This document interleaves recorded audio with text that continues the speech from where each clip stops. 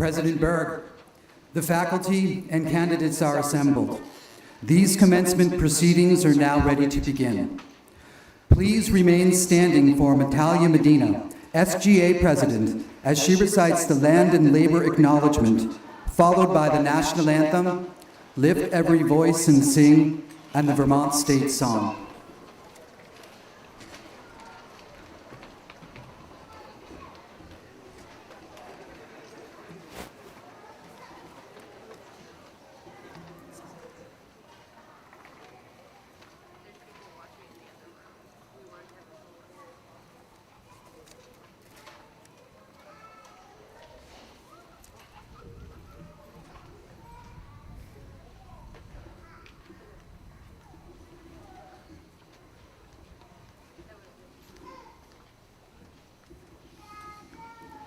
We begin this gathering by acknowledging that our shared learning takes place on Indakina within the Wabanaki Confederacy, which is the unceded traditional homeland of the Abenaki people, past and present.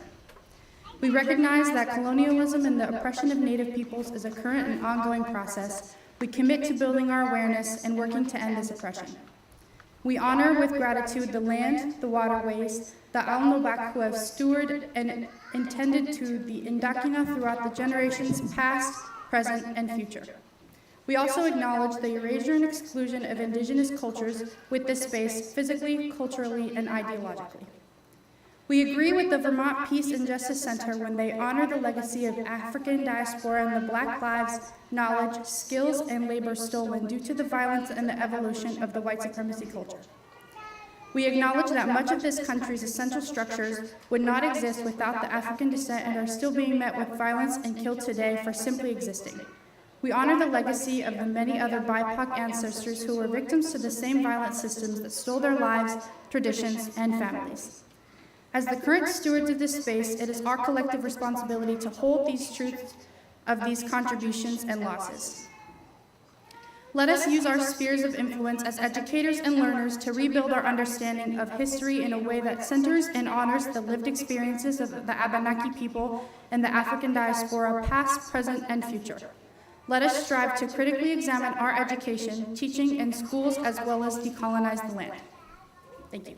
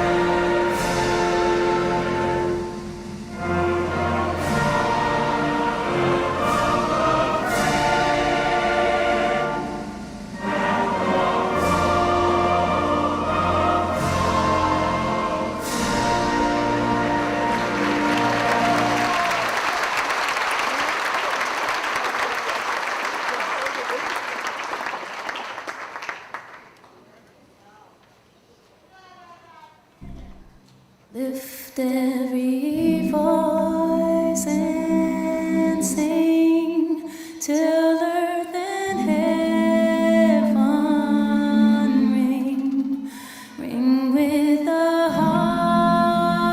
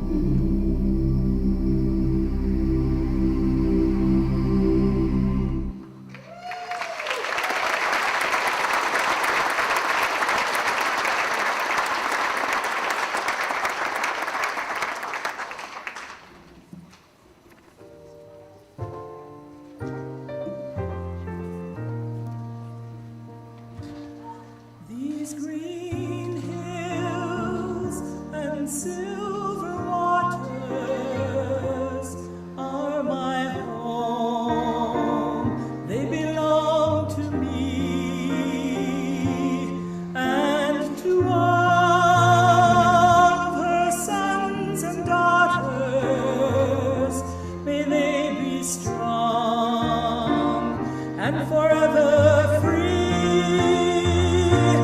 Let us live to protect her beauty and look with pride on the golden dome. They say home is where the heart is. These green mountains are my home. These green mountains are my home.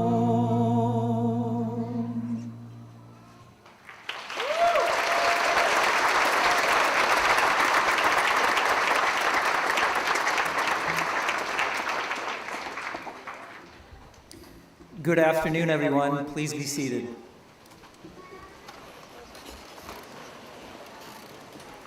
My name is Nolan Atkins, Vice President of Academic Affairs and Provost at Northern Vermont University, and it is my great pleasure to welcome you to Vermont State University Johnson's 157th commencement ceremony. You can applaud for that.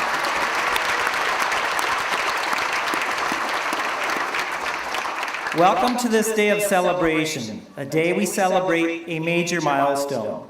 It's a great day to be a Badger. Let's give our 2024 graduates a big round of applause.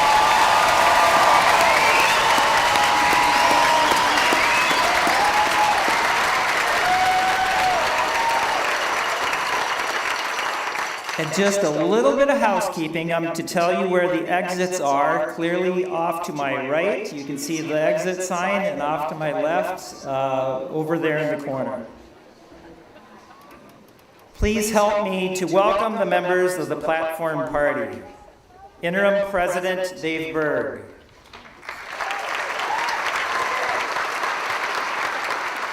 Chancellor Elizabeth Mauk. Our guest speaker, Jane Lindholm. Chair of the Board of Trustees, Lynn Dickinson. Trustee Karen Luno.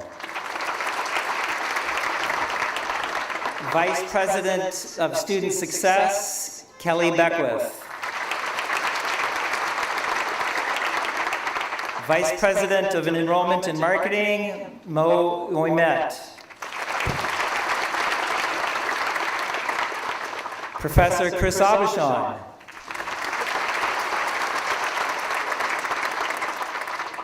Trustee David Durfee.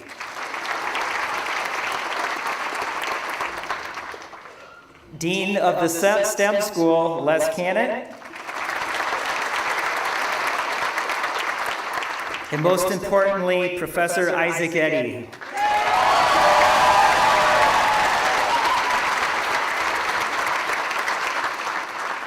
I would also like to acknowledge others here that are with us today in our first row. Dean of Graduate Programs, the Graduate Division, David McGuff. The School Dean of Arts and Communication and Education, Psychology and Social Sciences, David Kupferman. The Dean of the School of Business and Professional Studies, Kathy Kozlik. And Dean of Students, Jamia Danzy.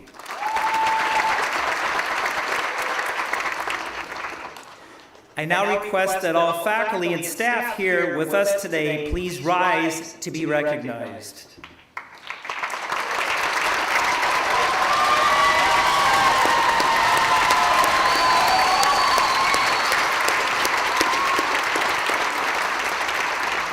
Thank you all for your hard work and dedication to VTSU and our students.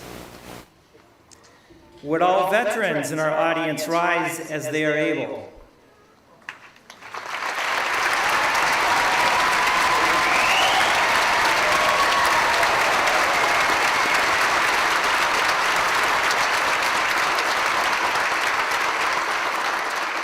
To these veterans who are students, family members, faculty, and staff, and who often set aside their hopes and dreams to protect and defend our country, we offer our sincere and heartfelt gratitude for your service, both in peacetime and during war, here at home as well as abroad. Let's give them another round of applause.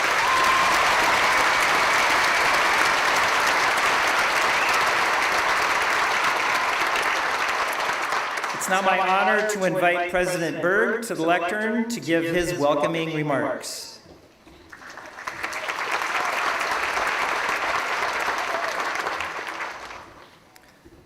Good afternoon, everyone. Before we go any further, let's just do it one more time and make some serious noise for the very first class of VTSU Johnson graduates, the class of 2020.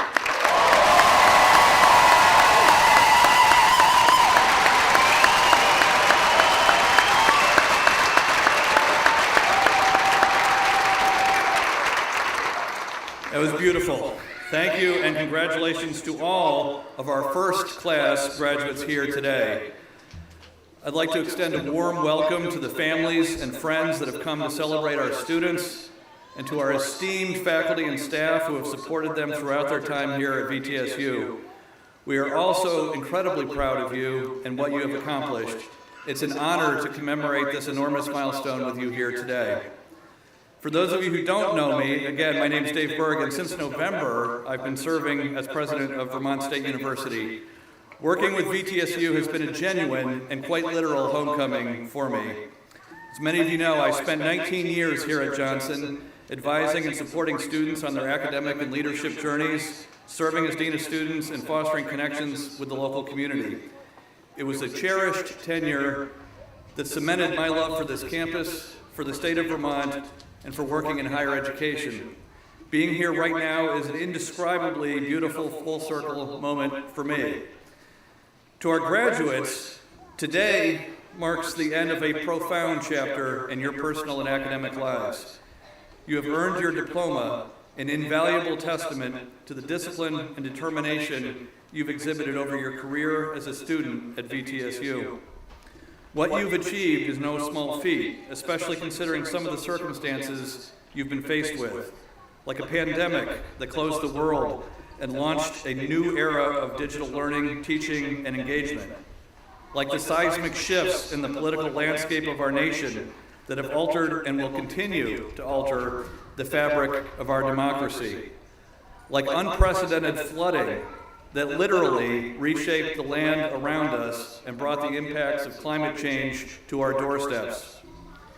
To navigate and to excel as a community within this turbulent environment, with the grit and grace you've exhibited, has been remarkable to witness. And as we've evolved into Vermont State University, your adjustment and adaptation to a new academic and societal landscape has been extraordinary. Your perseverance through all of these changes and challenges has revealed the absolute depth of resolve that you possess. I'm reminded that all of us are on a journey that will never be predictable, a journey that will continue to twist and turn in ways we could never have imagined, and yet one that you, because of your time here at VTSU, will always be prepared for. This, from my humble perspective, is the true holistic value of your education. Your diploma is more than a certification of your achievements, more even than the skills and knowledge you've acquired. It represents a set of qualities, values, and strengths, inextricably linked to the origin and evolution of Vermont State University, and ultimately to the founding and history of the great state of Vermont. Now that you've lived, breathed, and contributed to the history of this institution, I want you to fully understand the depth and breadth of what you've earned. I believe this can be boiled down to three key pillars, each one foundational to the ethos of Vermont State University, an ethos that is instilled in all of us and will serve you well in the years to come. The first pillar is the deeply held belief that learning is a lifelong pursuit. Your education does not end with the receipt of your diploma. In fact, it is just beginning. To arrive at this moment means you have successfully ingrained all of the tools necessary to self-navigate your development for the rest of your life. You can and will continue to learn and grow perpetually as you make your way through the world. All of you have the capacity and sensitivity to identify your passions, the instincts and inclination to follow them through, and the ability to recognize how and where they should be applied. You all graduate today as lifelong learners, with the innate understanding that learning is a discipline, as integral to a healthy life as eating, sleeping, or breathing. It is a practice that never ends, nor should it, for it will never cease to guide, inform, and propel you into ever greater realizations of yourself. The second pillar, one particularly dear to my heart, is the awareness that community is a vast source of strength, which always has been a way of life within the Vermont State College system. It's a relationship at the very core of Johnson's existence and all the institutions that make up VTSU. From our very beginning as grammar schools and through our evolution as normal schools, agricultural schools, technical institutions, teachers' colleges, liberal arts colleges, and finally, as a unified state university, we have the shared history of prioritizing and meeting the practical needs of the communities we're anchored in. And in turn, those communities have always responded to the needs of the schools, fiercely, with a loyalty that is legendary. This virtuous cycle has remained unbroken since the dawn of our state republic and has helped drive Vermont's progress for over 2 centuries. Were it not for the unwavering support of our communities, who have banded together time and time again to fight for the survival of our schools, none of us would be here right now. We have always been anchored in community. We have always been grounded in service. These values are embedded in all of us, every student, educator, and staff member who has ever worked, taught, lived, and learned within the Vermont State College's community. When we act in service to something larger than ourselves, the fortitude we source is limitless. Finally, and most formidably, you are now part of the indomitable spirit that has coursed through our schools for 237 years, before Vermont was even a state in the Union. Since then, the history of our institutions has mirrored the history of our state. We have persevered through famine and floods, world wars and pandemics, countless tests of our resolve, a steady march of existential threats. And through it all, we've maintained the clarity to know what's right, the bravery to do what's needed, and the tenacity to see it through. On January 3rd, 1924, when our sister campus at Castleton's central building, the old seminary, burned to the ground, President Carolyn Woodruff recited the following verse: "And the glory of the latter house shall be greater than that of the former." They found a way to rebuild. In 1961, when fire tore through Chesmore Hall, the namesake of John Chesmore, a shoemaker whose gift in 1828 established Johnson Academy, they too found a way to rebuild. And once again, in this present moment of uncertainty within the higher education landscape, as colleges across the country close in great numbers, together we are rebuilding and reinventing ourselves with the steadfast support of our communities, meeting the demands of a new day. Without your energy, presence, and participation, none of this would be possible.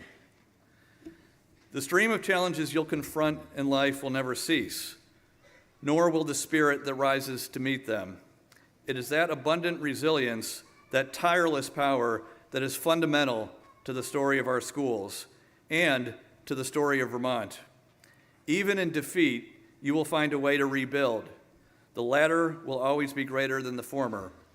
This is the force you are now a part of, a legacy and spirit you will always carry with you. As your time at Vermont State University comes to a close, the question I encourage you to ask yourself is this: how will I share my gifts with the world? And in what ways will I help shape the world? The inquiry is simple and will always help you orient around what you've learned and absorbed here. Over the past months, I've had the good fortune to regularly encounter Johnson graduates across the state, now in their professional capacities. leveraging their talents for the betterment of their communities. I can't tell you how rewarding this has been. When I was at the State House a few months ago, I ran into a Johnson student that I used to advise, a former SGA president who is now working with legislators at the State House. Talk about a full circle moment. I was reminded not only of why I do this work, but of how inspiring and gratifying your paths are destined to be, especially when grounded in service. And as a matter of fact, that former student is with us today, receiving her master's. Hi, Julie.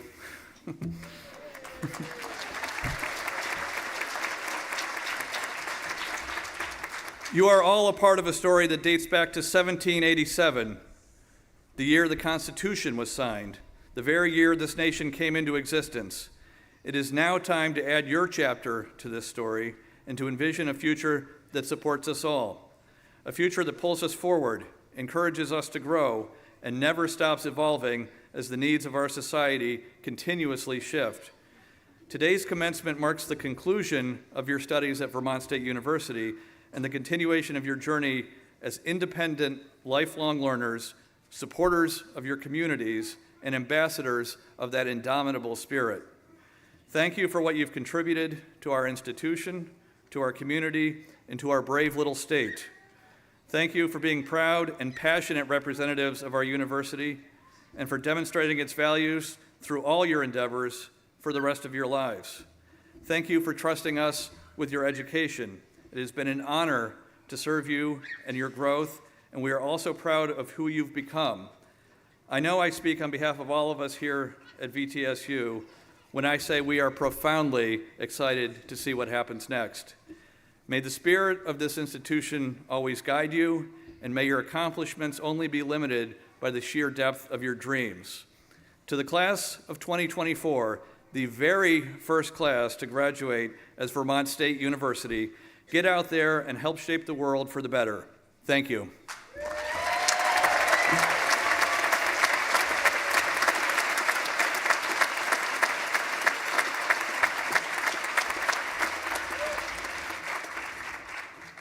And now it is my great privilege to introduce our keynote speaker, Jane Lindholm. Jane is the host, executive producer, and creator of But Why, a podcast for curious kids, beloved by kids and parents alike, and the former host and editor of the award-winning Vermont public program, Vermont Edition. Please join me in welcoming Jane Lindholm.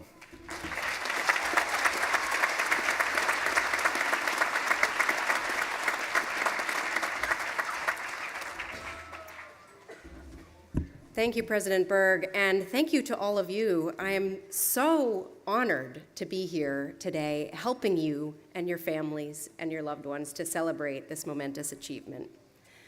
As President Berg mentioned, I have worked as a journalist, a writer, and a radio and podcast host for almost 25 years now, 17 of them right here in Vermont. For a long time on Vermont Edition, I spent my days asking questions about Vermont.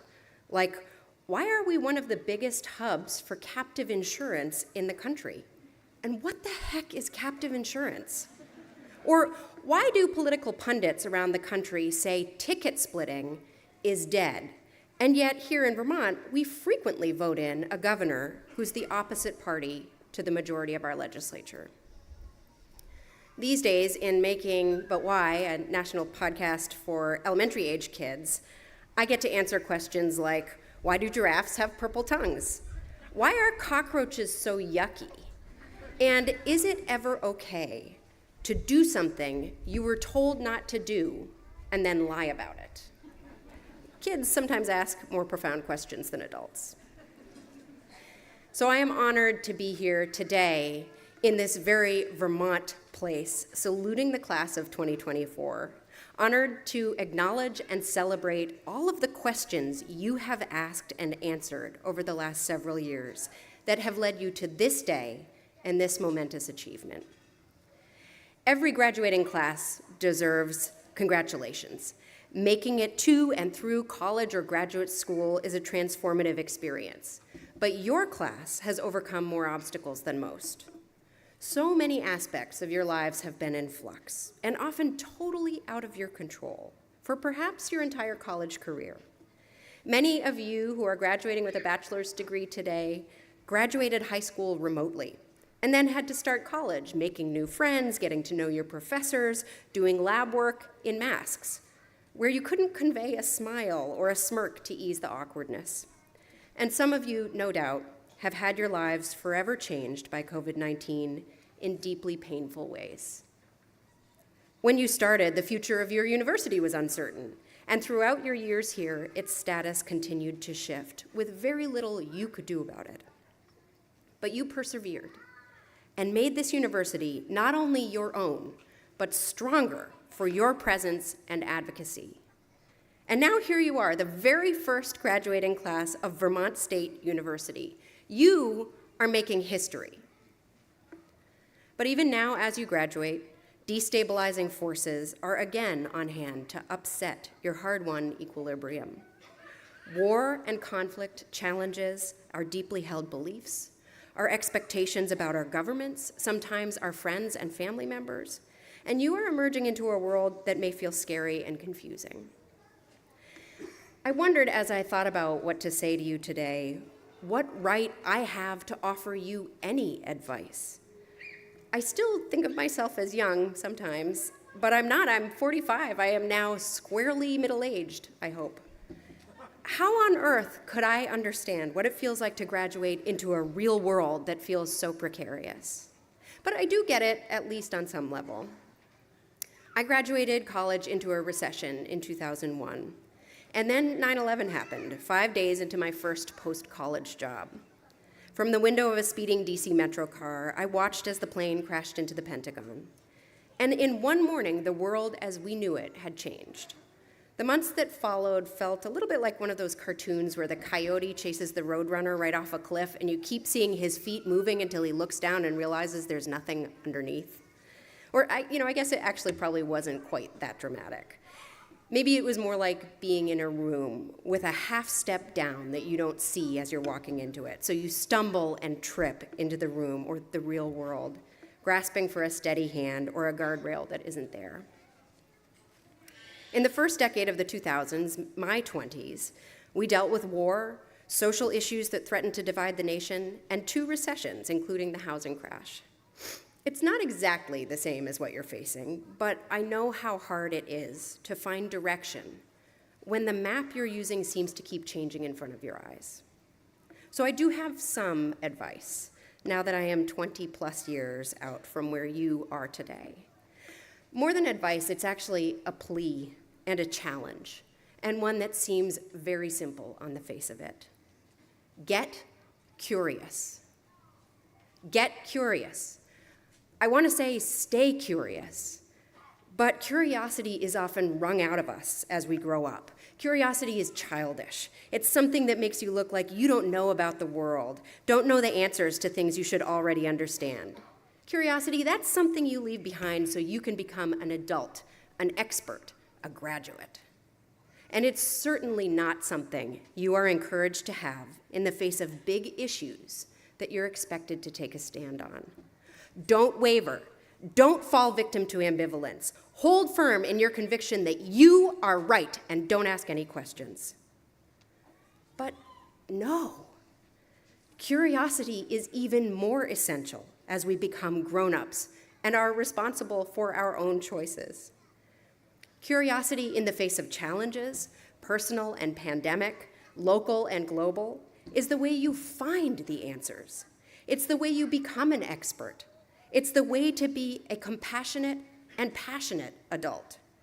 And it is crucial as you strive to make the world a better place. So get curious about yourself. Why did I react that way? Why am I applying for these jobs and not those jobs? And what do I actually want to be as I grow up? And get curious about the world. Wonder why the worms come out onto the driveway every time it rains. Find out what that old abandoned structure in your town used to be and how it mattered at one point to the fabric of your community. Read both the news articles and the history books to understand the conflicts that are so entrenched. And then find someone and talk to them. People in your community have been impacted by what we are experiencing around the world today.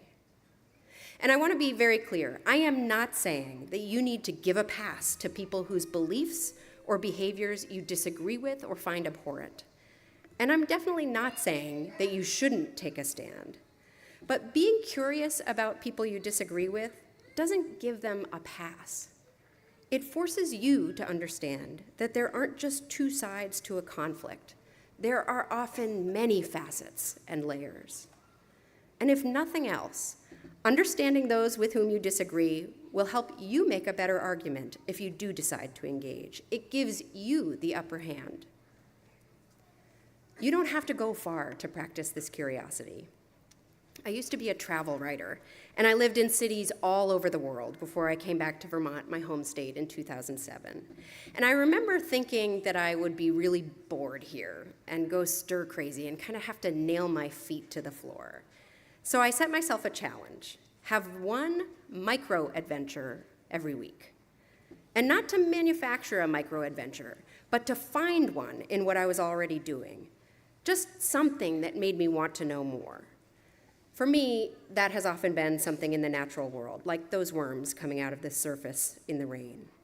But other times, it's been pushing myself to say hello to someone new and then asking them about themselves, or just parking up and actually reading the historical marker I've been driving by on my way to work, too fast to read for many years. And what I discovered the longer I've lived here is that I wasn't and am not bored. I'm not stir crazy, and I have never run out of things to discover. In fact, I've been able to make a career out of just being curious. I get paid to be curious. Sure, that's the job of a journalist, but it is no less the job for all of you. Inviting you to investigate worms or look at a roadside marker may seem frivolous and stupid, perhaps, in the face of the challenges that we face in the world. But being curious takes practice, and it's easier to practice on simple tasks to build that muscle, so you have the strength to be curious about someone who annoys or angers you. And here's why it matters anyway. Curiosity is the shortcut to empathy, something we are sorely lacking in the world right now.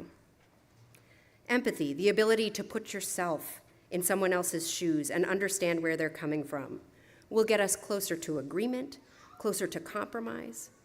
Because for every strongly held belief you have, every conviction you hold to be true, there's someone who just as fervently believes the opposite. You don't have to come to their side, and you may not convince them to come to yours. But it's worth understanding what underlies their belief system and yours. We will never achieve peace without empathy or without curiosity. Yes, it takes concerted effort. It is never-ending homework, and perhaps some of you thought you were done with homework. But this time, it's even harder. There's no syllabus. You're on your own. Luckily, you have all the training you need. You've gotten it right here at VTSU Johnson. From your professors who taught you how to investigate, research, form an argument, generate data, and interrogate it for bias. From your housemates or roommates, who for some of you may be your spouses or your parents or your siblings, who have taught you how to know when to push, when to back off, when to say, "What's up?" and when to just give you some space, and when it might be helpful for you to just quietly tidy up and see if that puts them in a better mood. And you've spent these years of transformation teaching yourself to navigate conflict, to protect and care for your health and heart, and to protect and care for others. You've learned how to do your homework despite the distractions of a global pandemic and academic uncertainty. All of those skills will serve you well. You earned them. You paid for them. So take them with you and use them. You may feel the burden of all of the challenges laid at your feet, the knowledge that your generation has inherited the problems previous generations have created. But there's no way to solve the problems of today and the problems of the future without curiosity. As my colleagues at the podcast Brave Little State always say, be brave, ask questions. So go out there and take on the world Congratulations and good luck.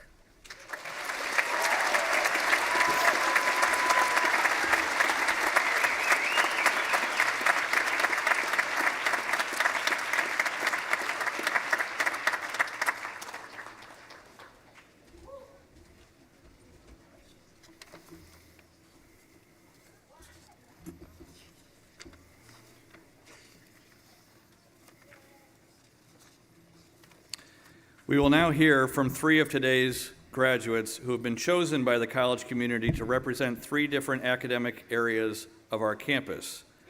They are, from our graduate programs, Amy Kolb-Noyes, Master of Fine Arts, Studio Arts. From our online programs, Daisy Escobar-Reyes, Bachelor of Science, Holistic Health. And from our undergraduate programs, Mercedes Durden, Bachelor of Science, Criminal Justice, Restorative Justice, and a minor in pre-law. Each speaker will come up to the platform, deliver their address, and then return to their seats from within their department. I would now like to invite Amy Kolb-Noyes to the lectern.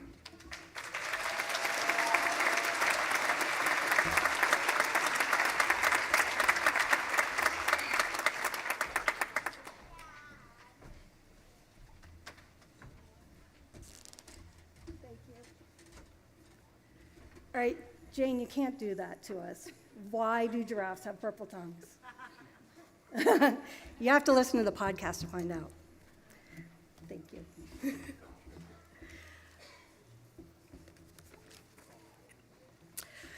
Congratulations to the inaugural class of Vermont State University Johnson. Give yourselves a round of applause.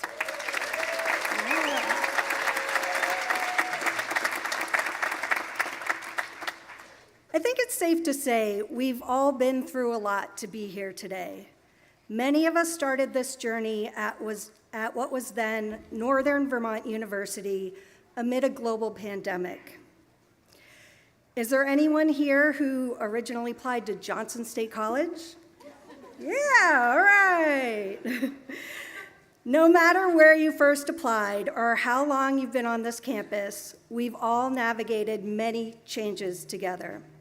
And we should all be proud of what we've accomplished under less than ideal circumstances. Together we made it, yeah. I don't know if you've noticed, but I'm a few years older than most of you. Actually, my kids are a few years older than most of you. I'm here today because I believe it's never too late to follow your dreams. I believe it's important to challenge yourself and learn new things at every age. I believe there's value in being a beginner, an amateur. When I first started this MFA journey, I cracked open a fortune cookie and the slip of paper read, "Every artist was first an amateur." Since I was going to art school for the first time in my 50s, that was a comforting thought for me. I've kept that slip of paper with me inside my phone case for the last 2.5 years.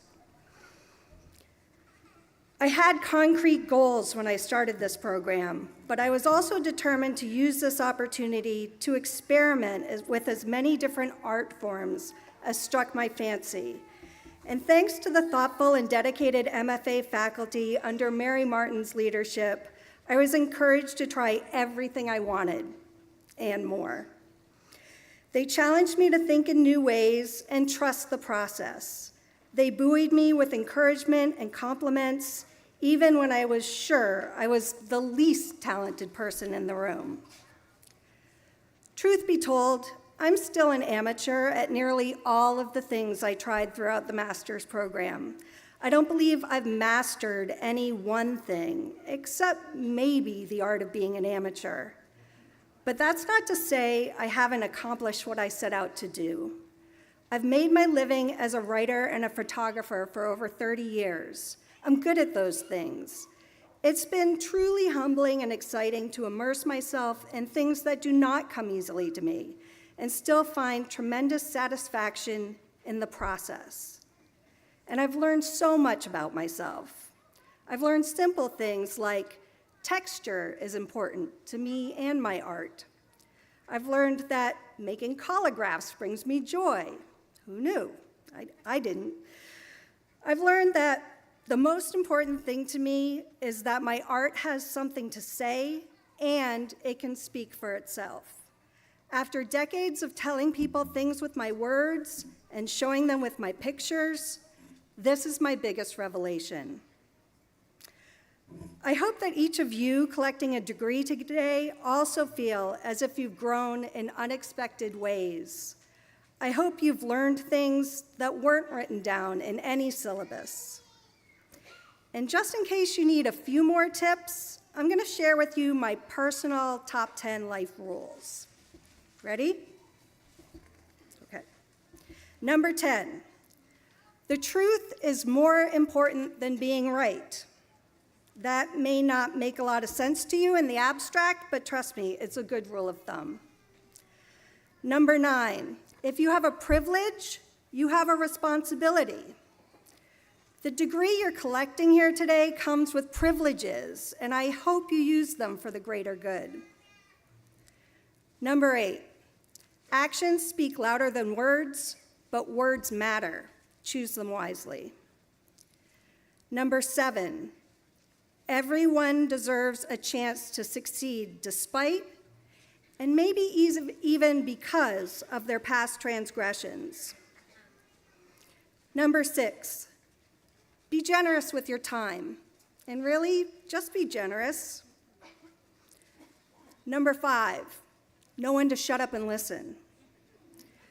Number 4, art is important to society, and it should be readily available to everyone.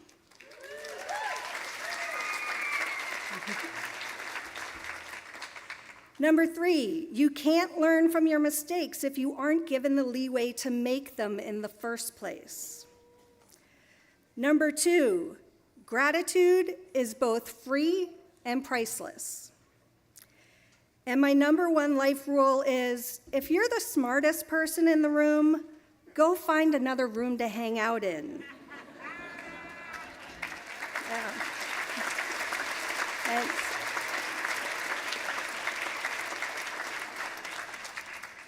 There are also some valuable life lessons that I know we've all learned together as we've fought to keep our campus dynamic and relevant. We know that books and libraries are worth fighting for.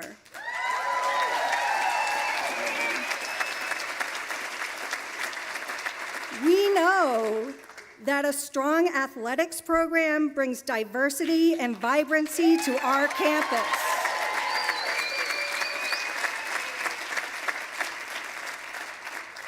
We know that leadership matters, but there's also power in our collective voices.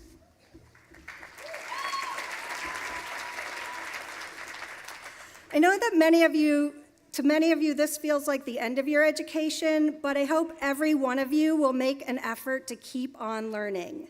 It doesn't have to be on a college campus. Take a community art class, read a how-to book, listen to a podcast, try something you've never done before, not just once, but often.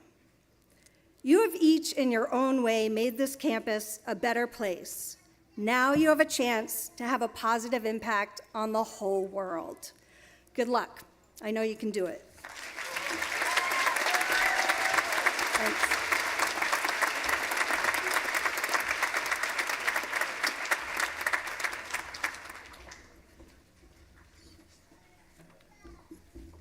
Next, I would like to invite Daisy Exobar Reyes to the lectern.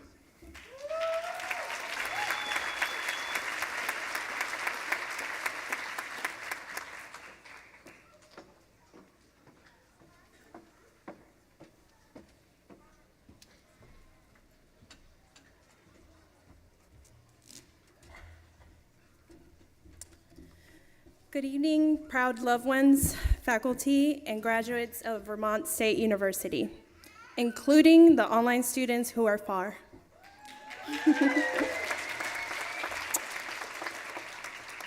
I first want to give a special thanks to the professors who guided me, my advisor Ryan, who always went above and beyond, my loved ones who supported me, especially the ones who are here today, my siblings and my parents. And of course, a very special thanks to my parents who encouraged me to further my education as a first-generation immigrant.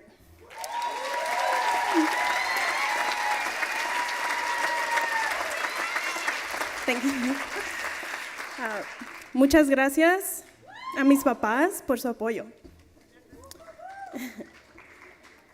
Graduates, this is an important opportunity to celebrate our accomplishments and not giving up when we had long days. You may have started this journey right after high school. You may have started after being in the workforce and deciding that it was not the path for you. You may have taken a few years off. You may have started a family. You may have joined the military, and you are now starting over. Or like a lot of us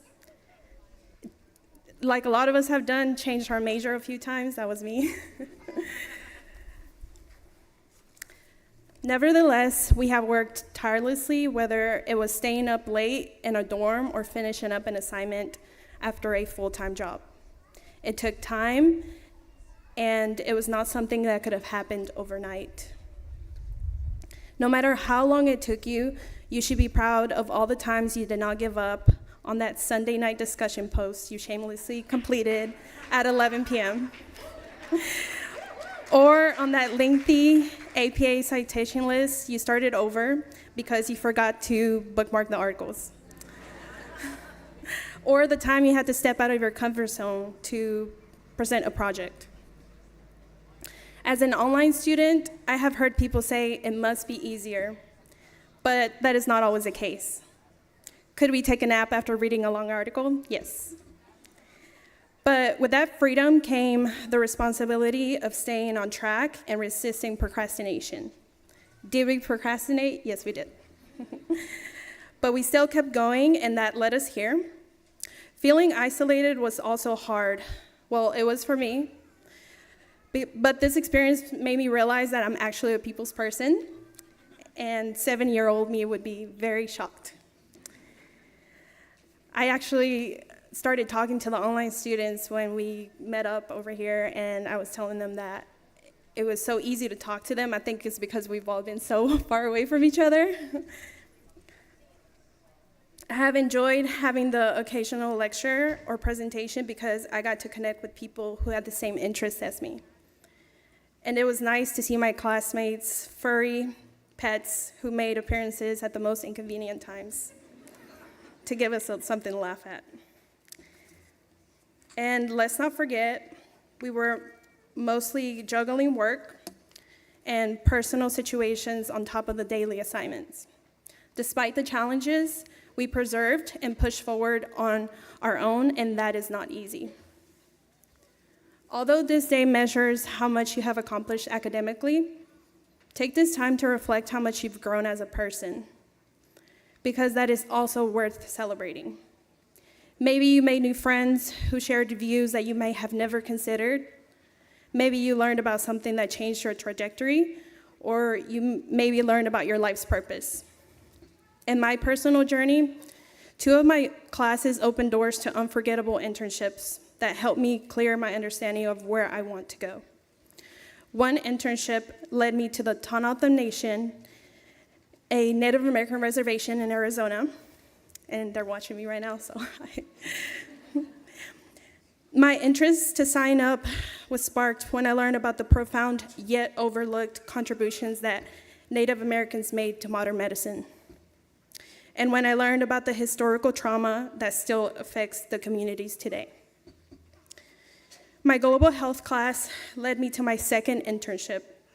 I had the opportunity to go to a jungle in Campeche, Mexico, where I immersed myself in a nature preservation project and found myself surrounded by individuals ready to sacrifice everything for environmental conservation. Beyond the lifelong friendships I made, these experiences transformed me as a person forever after watching their deep passion to protect the roots and nature. Even if our experiences were different, I challenge you to think of any piece of information or experience that changed who you are today and celebrate that too. No matter what your journey may have looked like, even if no one is cheering for you, or if you're watching from home, I want you to know that I am proud of you, and you should be proud of yourselves too. We made it. Congratulations.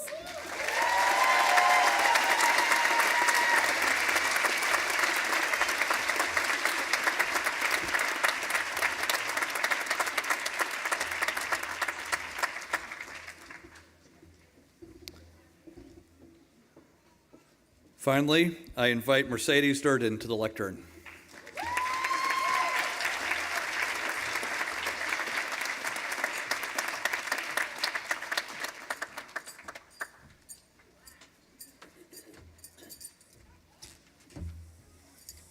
Sorry for the clinking. Hi.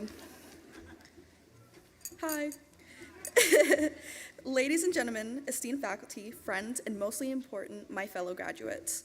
Today we stand in the height of a new chapter in our lives. Throughout this speech, you will hear me say the word we. As students, we have worked tirelessly, overcame many challenges, and pushed ourselves to the limits just to reach this point, not just individually, but together. As we prepare to take the next steps in our lives, it is important to reflect on all what we have accomplished and what lies ahead. As we look back on our time here, we can reflect on our time at this institution itself. From being freshmen and upperclassmen, fighting for our school to stay open, to standing up for our programs we cherish. As we reminisce on those late nights, whether it be as a student or student athlete, we have grown in ways that we never thought possible, making us wiser and stronger and showing anything is possible with hard work. But as we step one foot into the future, let us not forget those who have supported us along the way, whether it be our families, friends, teachers, mentors, and those who are no longer with us. Let's thank them for being inspiration, support, and a source of light through these past few years.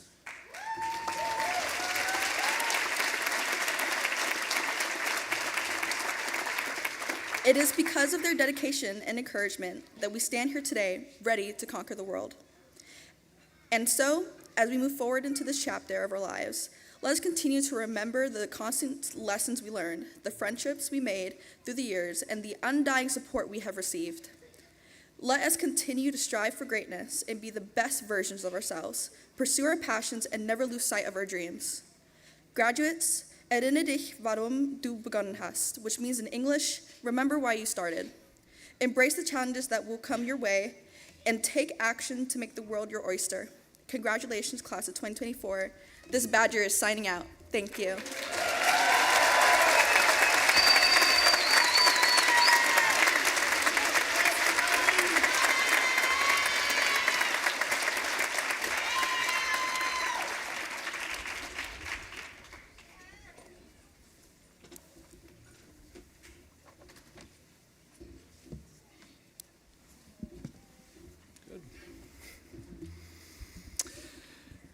Okay, now for the good stuff.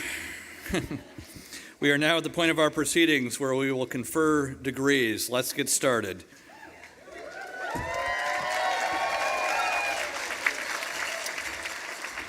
Will the candidates for the degree of Master of Arts, Master of Science, or Master of Fine Arts please rise?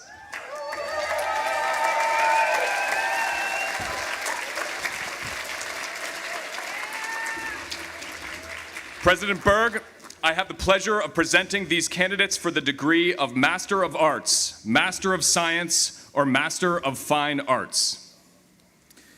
Through the authority of the Board of Trustees of the Vermont State Colleges, I confer upon you the degree of Master of Arts, Master of Science, or Master of Fine Arts as appropriate in each case, with all the rights, privileges, and honors, as well as responsibilities and obligations appertaining thereto.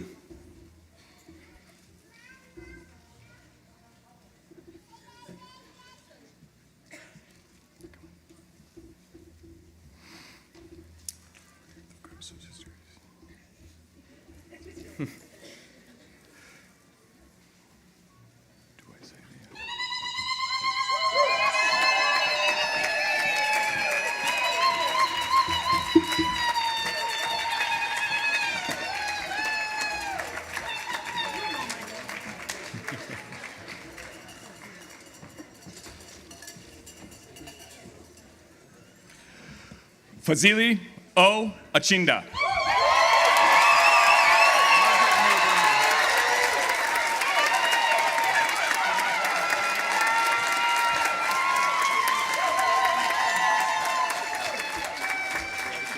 Margaret Marie Brown.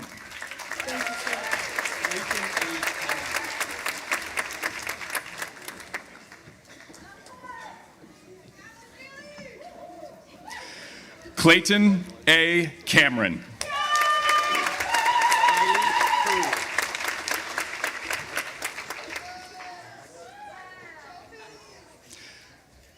Kylie L. Courier.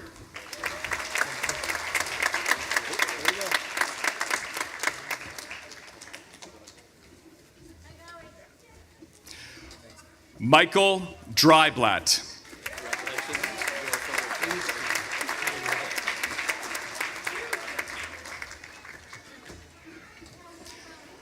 Per A. Engstrom.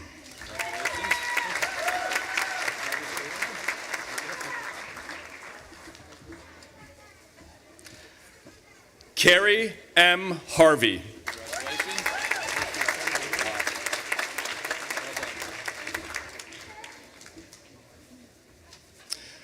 Maureen M. Hill.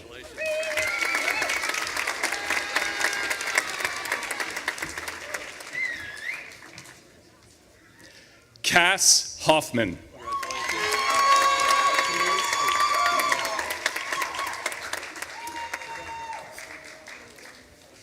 Kendall A. Kamansky.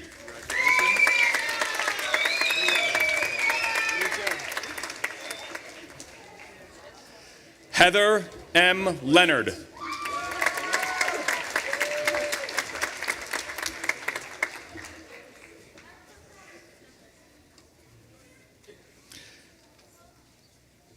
Emily Lyons.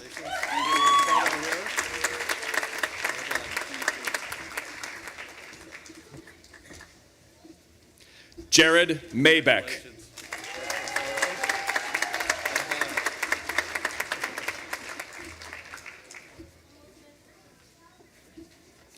Margot Maybeck.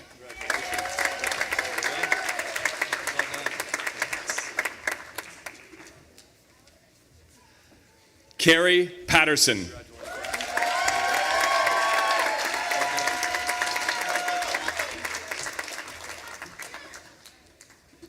Ember Power.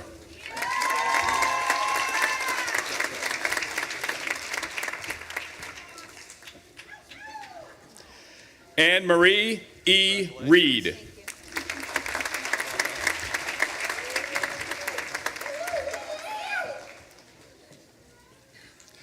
Sean Reel.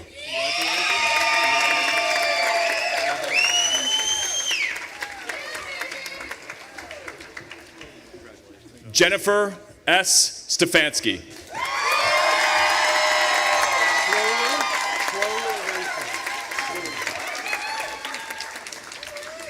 Drew C. Troller Renfrey.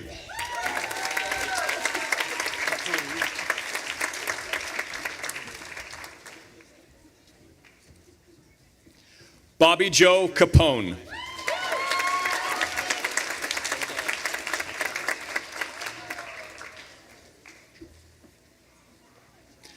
Jessica Marie Enright.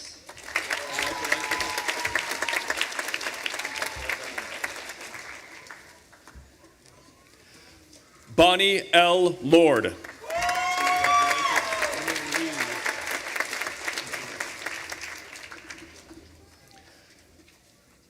Alyssa Merlene Eversole.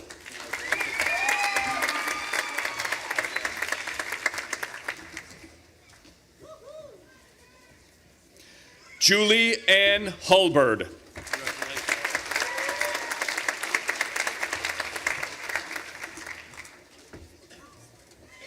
Ryan Keith Pepper.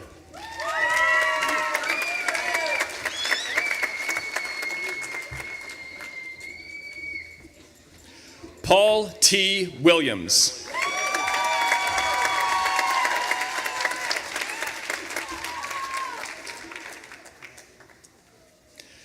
Amy C. Kolb Noyes.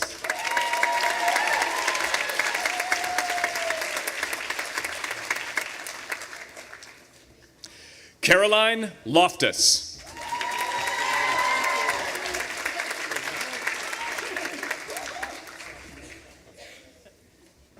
Chelsea Marie Perfumi.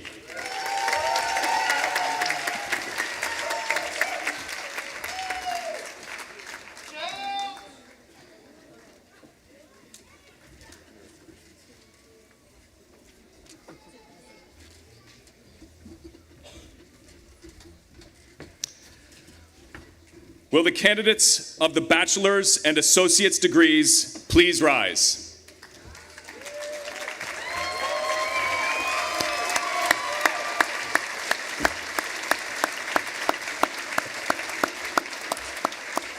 President Berg, I have the pleasure of presenting these candidates for the degrees of Bachelor of Arts, Bachelor of Science, Bachelor of Fine Arts, Associate of Arts, or Associate of Science. Through the authority of the Board of Trustees of the Vermont State Colleges, I confer upon you the degree of the Bachelor of Arts, or Bachelor of Science, or Bachelor of Fine Arts, Associate of Arts, or Associate of Science, as appropriate in each case, with all the rights, privileges, and honors, as well as responsibilities and obligations appertaining thereto. Will the candidates for the degrees of Bachelor of Arts, Bachelor of Science, Bachelor of Fine Arts, Associate of Arts, or Associate of Science please be seated?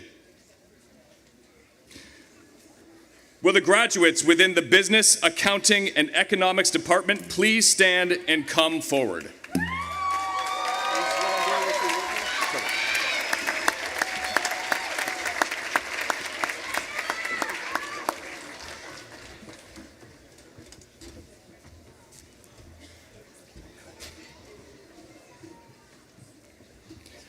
Emily Ann Karsha, magna cum laude.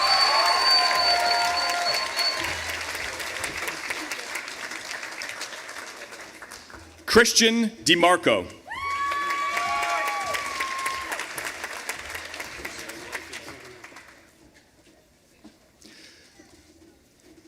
Ksenia Surgatvona.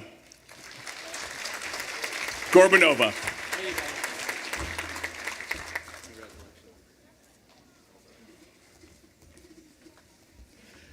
Benjamin J. Gold, summa cum laude.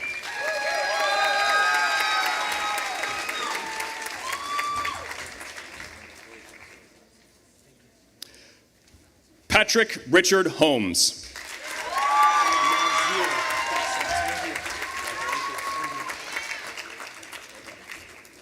Nazir Gossett.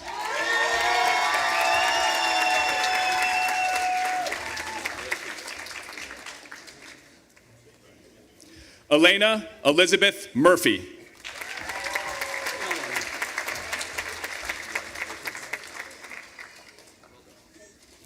Jenna M. Pelland, cum laude.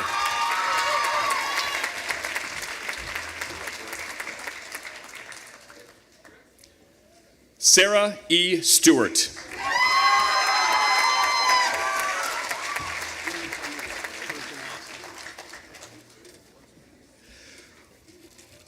Will the graduates of Culture, Humanities, and Politics please stand and come forward?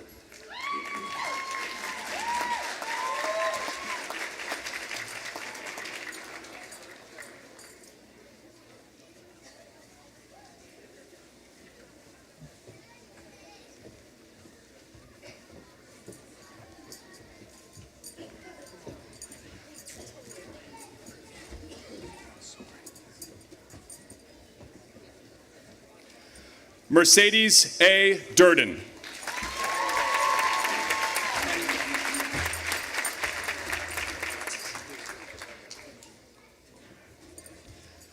Lilith Bengaff.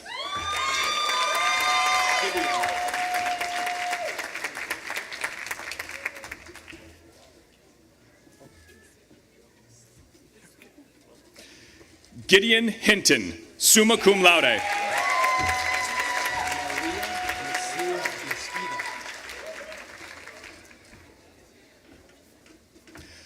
Maria Masira Mesquita.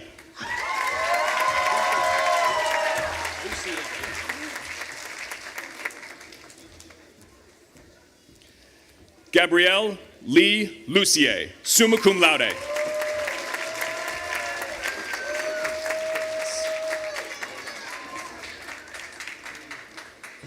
Zibman M. Miller, summa cum laude.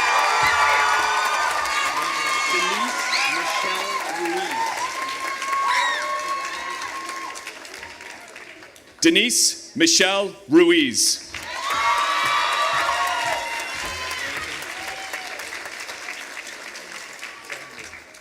Ryan M. Williams.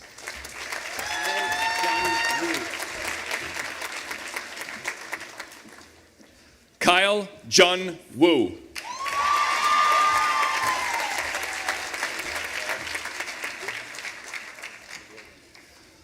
Will the graduates of education please stand and come forward?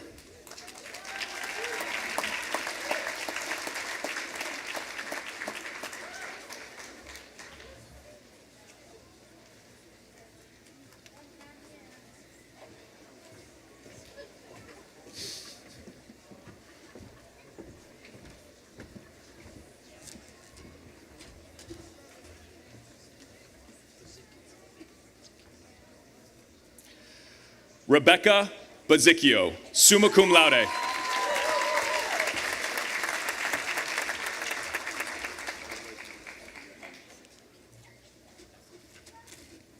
Addison Martin, magna cum laude.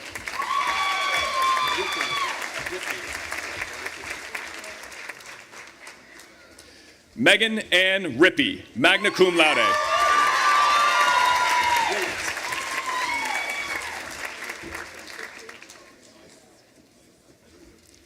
Zachary M. Willett, magna cum laude.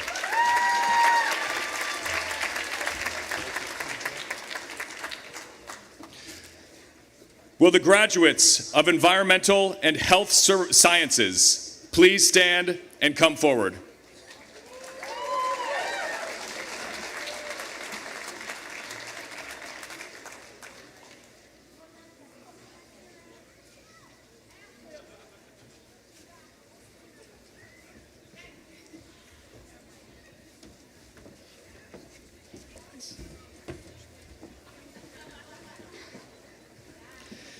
Kira Emerald Atkinson.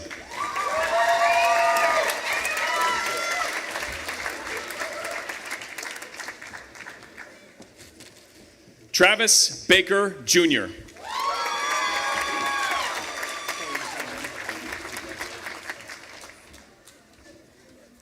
Diana Bozano Cardoza.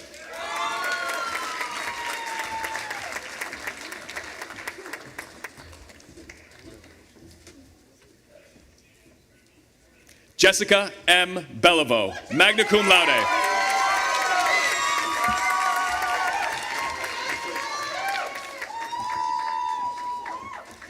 Daisy Escobar Reyes.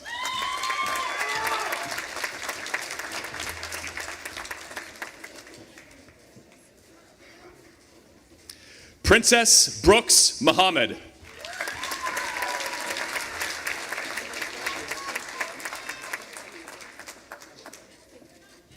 Patches Annabelle Hardy.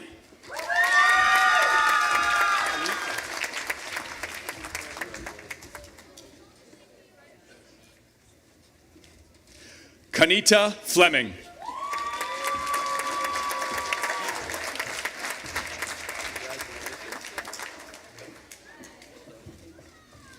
Allison Ann Catrick, summa cum laude.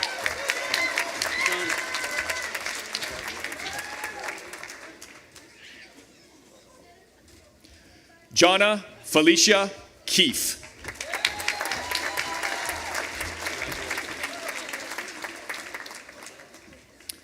Nicholas R. Lambert, magna cum laude.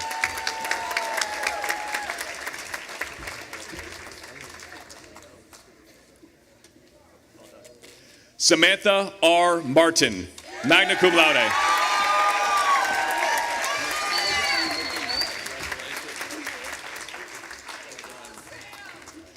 Natalia J. Medina.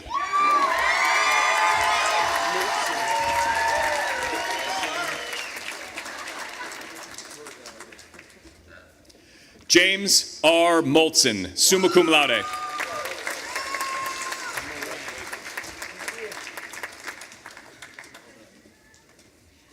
Kylie B. Moran.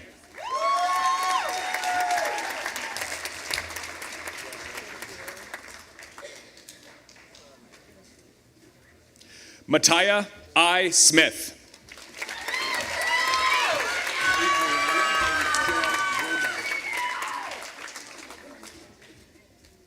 Adriana Joy Romo.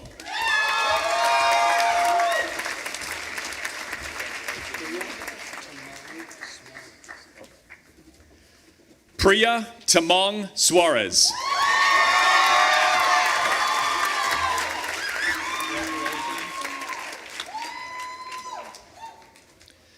Gabriella M. Wardwell.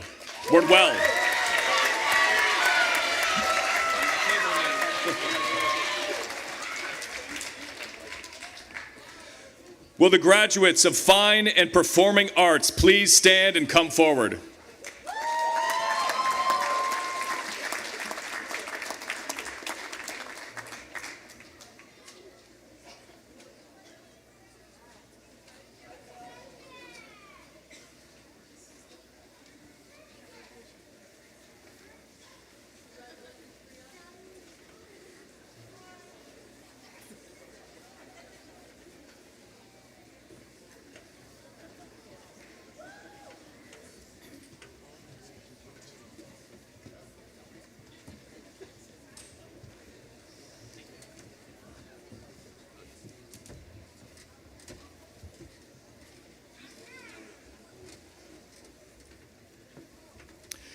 Victoria Alanovi.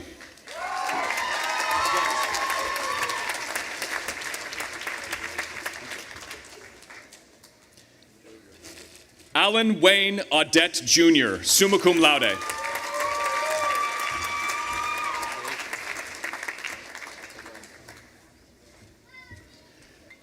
Hattie Lynn Ebling, cum laude.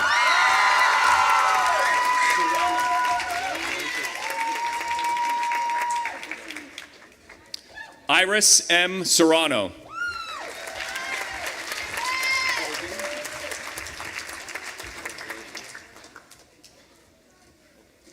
Kate May Vogan, magna cum laude.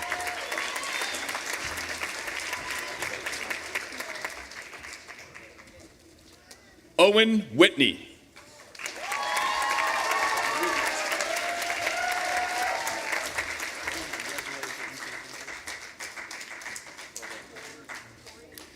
Grace Louise Sperry Wiggett, cum laude.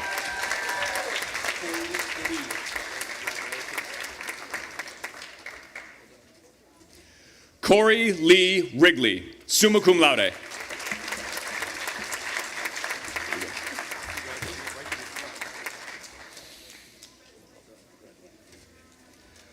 Will the graduates of Interdepartmental Studies and Mathematics please stand and come forward?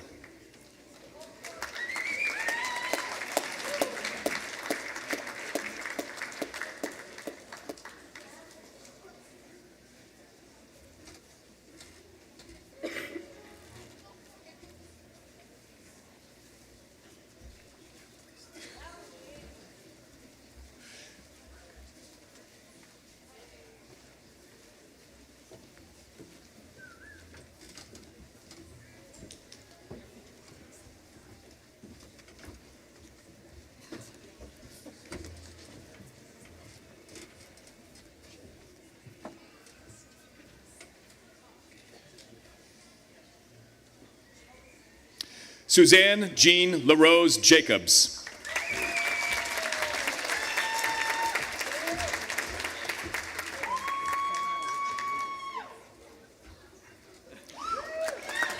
Natalie Mills.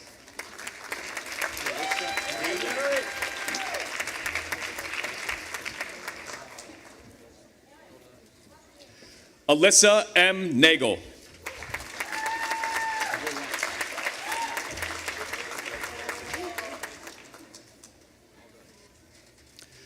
Rick E. Willett.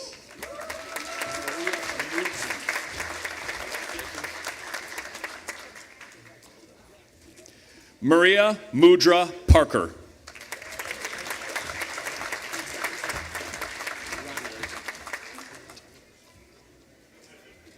John T. Ronert.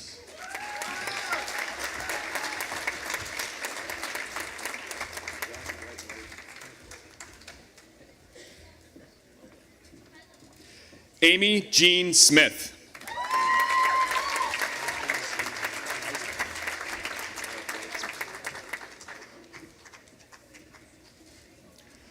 Dara Wiseman.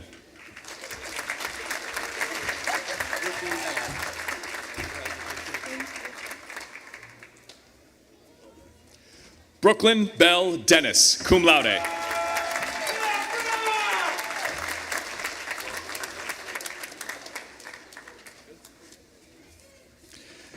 Will the graduates of Psychology and Human Services please stand and come forward?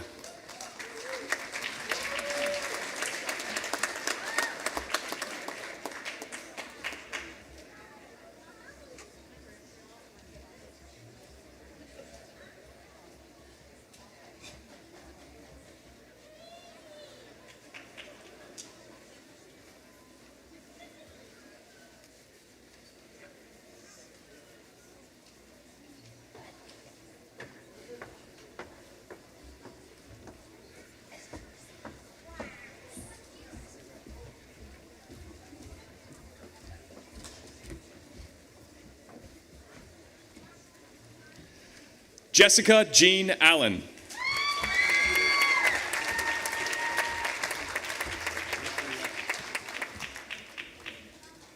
Asher Anthony Lavallee.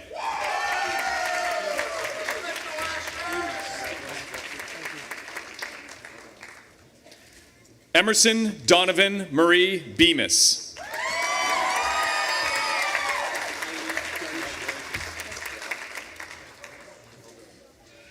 Kylie J. Dunshee.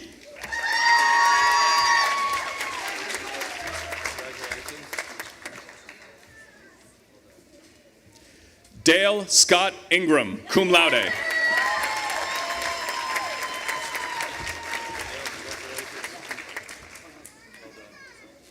Kate Elizabeth Greenwood, summa cum laude.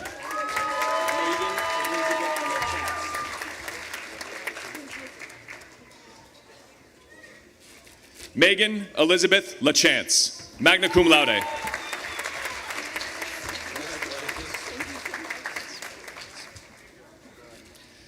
Jessica R. Lesperance.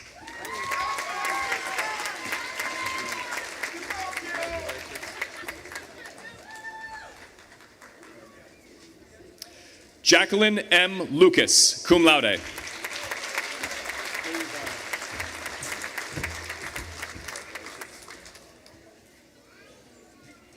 Casey E. Olivero, magna cum laude.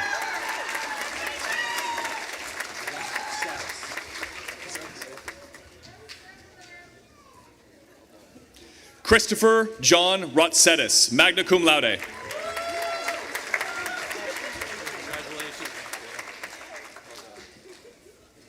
Amy L. Smith.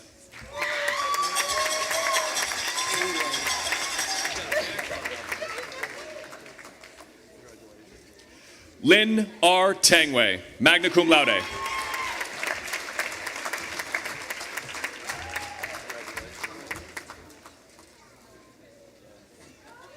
Tammy Lynn Thomas.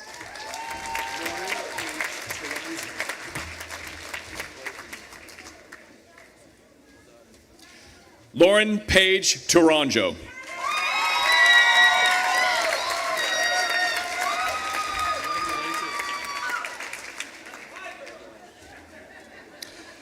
Will the graduates of Writing and Literature please stand and come forward?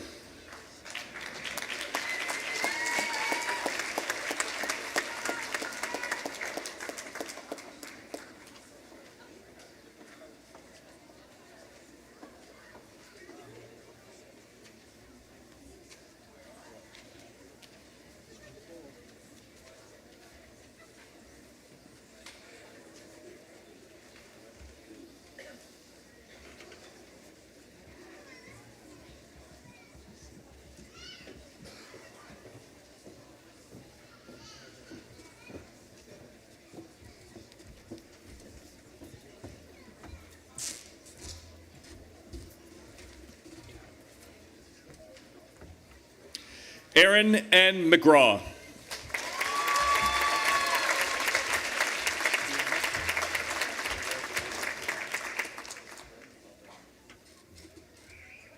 Deanna Lauren Oakes, cum laude.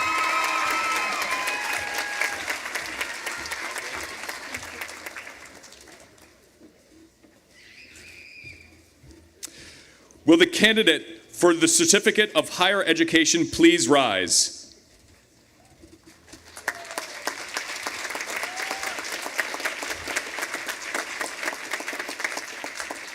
President Berg, I have the pleasure of presenting these candidates for the Certificate of Higher Education. Through our partnership with the College Steps program, I am pleased to confer upon these non-degree students the Certificate of Higher Education. Their work over the past 2 years has not only benefited their own development, but it has also helped to further our mission of diversity and inclusion. Will the candidates for the Certificate of Higher Education please come forward?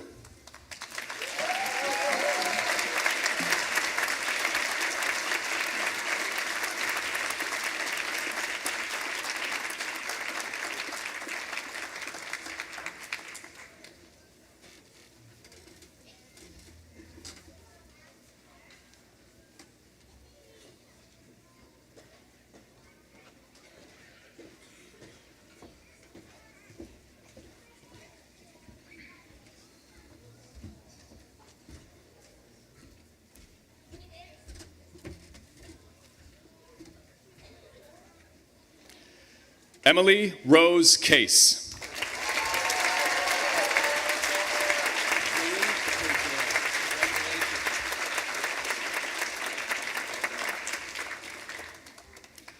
Dylan J. Coder.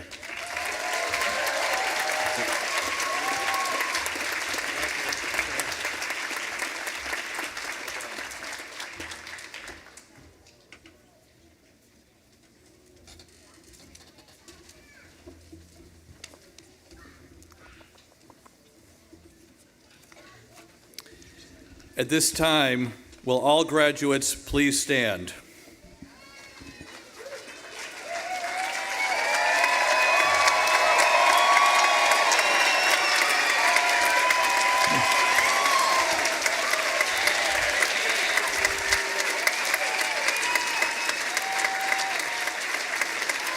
We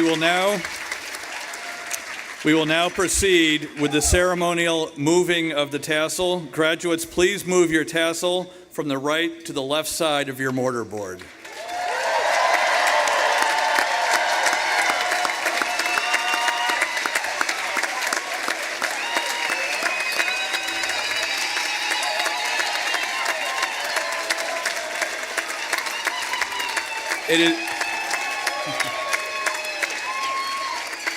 It is my pleasure to present the Vermont State University Johnson Campus graduating class of 2024. Please join me again in applauding the achievements of our new graduates.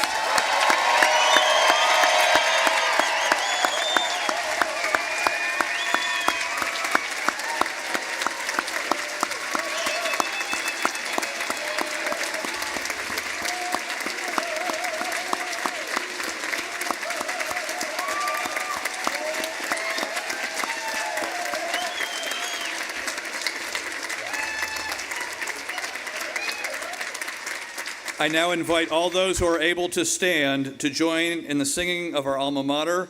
We would like to thank the faculty, staff, and students who have come together to bring you the alma mater live and in person.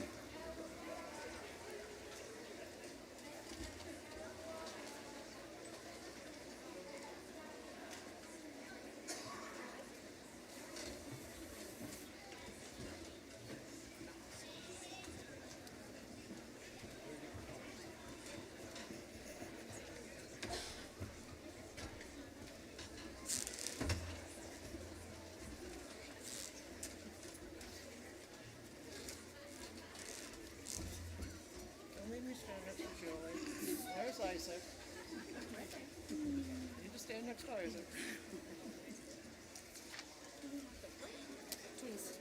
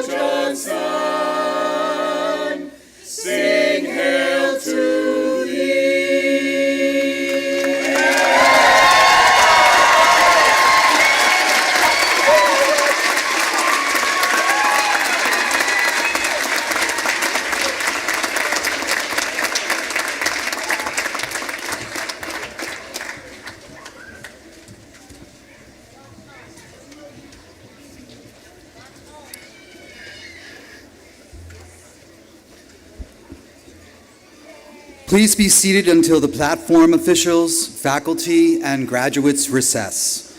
Thank you again, Jane Lindholm, and congratulations to our graduates. And thank you to the families for attending this commencement celebration. And please join us in the Badger Burrow located in Dewey Hall for a dessert reception honoring our graduates. These commencement proceedings are now concluded.